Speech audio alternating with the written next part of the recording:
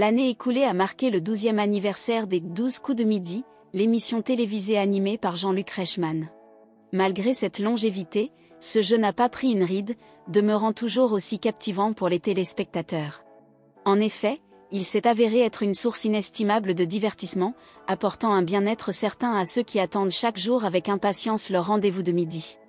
Avec plus de 4300 épisodes diffusés, 13 000 candidats ayant tenté leur chance, dont seulement 574 ont atteint le statut de « maître de midi », ainsi que plus de 250 000 questions posées et une somme totale de plus de 14 millions d'euros distribués aux gagnants, ce jeu télévisé du midi a établi des records éloquents.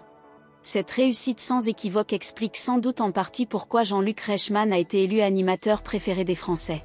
Pour célébrer le 12e anniversaire de l'émission, la chaîne a organisé une émission spéciale intitulée « Le combat des maîtres ». Ce programme a consisté en 2 semaines d'épreuves mettant en compétition 56 anciens champions.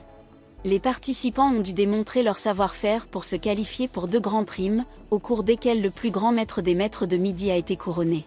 Force est de constater que même après 12 ans, cette émission de culture générale continue de susciter un engouement considérable auprès du public. Il est donc naturel que Jean-Luc Reichmann soit devenu un atout incontournable pour la chaîne TF1, et sa rémunération est à l'avenant.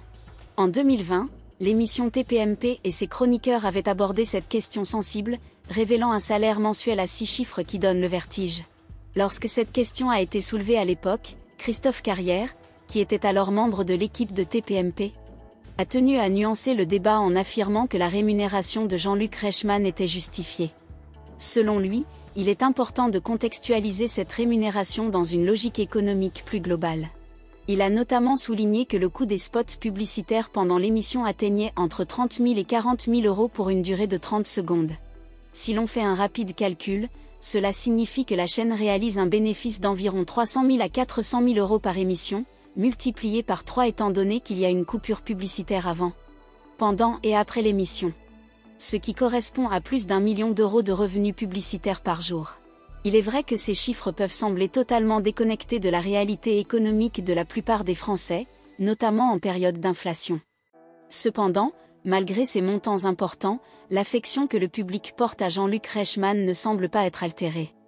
En effet, il est évident que le succès de son émission repose avant tout sur la qualité de son animation et la pertinence des questions posées, qui ont su captiver un large public depuis plus d'1 décennie.